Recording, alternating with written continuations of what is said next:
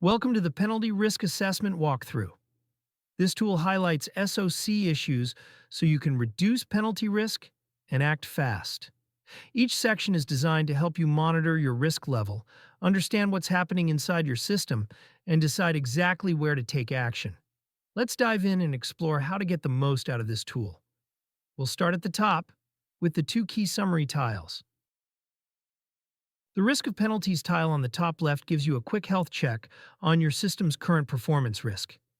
It shows whether you're at normal, medium, or high risk of penalties. The level is based on how wide or narrow your recommended SoC range is. High risk means the safe zone is tight. Your system has little wiggle room. Medium means the range is reduced but manageable. Normal means there's enough safe SoC headroom for stable operation. If the SoC range shrinks, your system becomes more likely to run into unexpected power deratings, especially during nameplate power. Now let's take a look at the next tile, the recommended SoC range, your system's daily operating guide to avoid penalties. This tile shows the safe charging window, calculated by TWAICE, within which your system can charge and discharge at nameplate power. Outside of this range, the risk of running into power deratings while targeting nameplate power is high. On the left, you'll see the lower bound, in this case, 13%, which represents the minimum state of charge your system should maintain. On the right, 63% is the upper bound, the point beyond which you risk derating. Staying inside this range means your system is running in the safe zone, delivering full power and avoiding penalty-triggering events.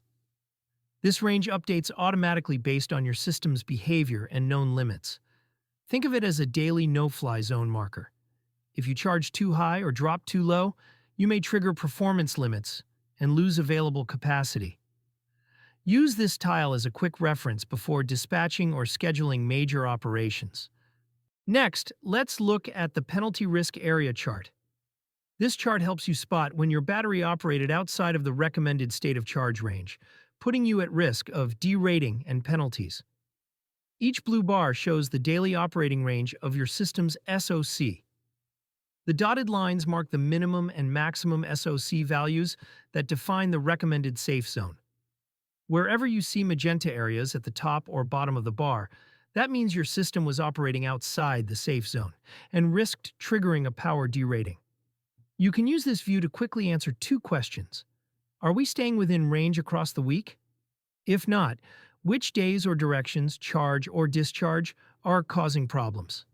By staying in the blue and avoiding the magenta area, you reduce penalty risk and protect system performance. Next up is the state of charge deviation chart.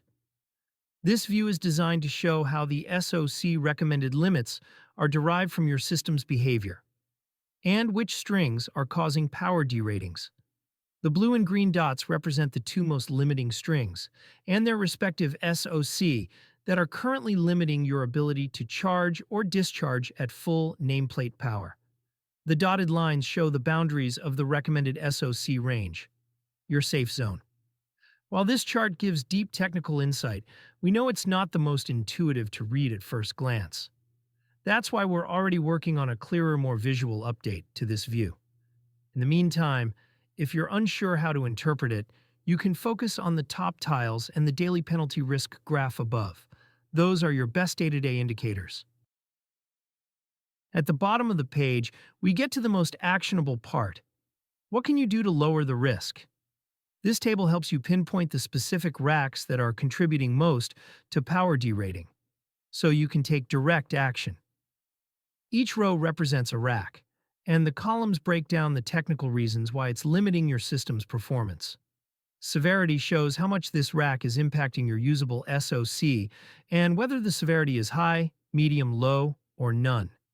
SoC charge error and discharge error tell you how far this rack's reported string BMSSoC is drifting away from the twice-corrected SoC while charging or discharging.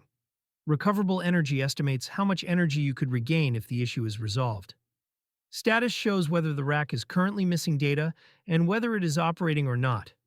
Last derating shows the most recent day this rack triggered a potential power derating.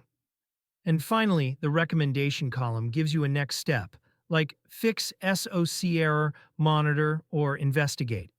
You can click any recommendation to open a side panel that contains an issue overview, recommendations, and concrete next steps, like reviewing action items with your technical team, SoC calibrations, or balancing procedures. This view is perfect for operations teams who want to act fast, reduce penalty risks, and recover lost energy across the site.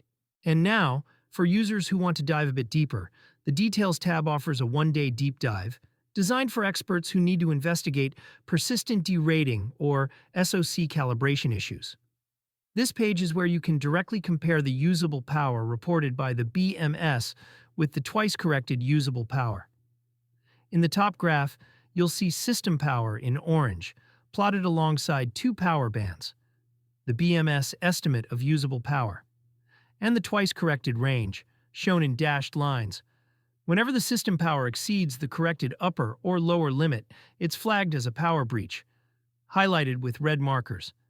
These moments can explain why derating still happens, even when things appear normal elsewhere. The bottom chart shows the SoC over the same day. Staying within the dotted limits here helps avoid future penalties. If the SoC dips below or exceeds these limits, you're at increased risk of reduced system performance.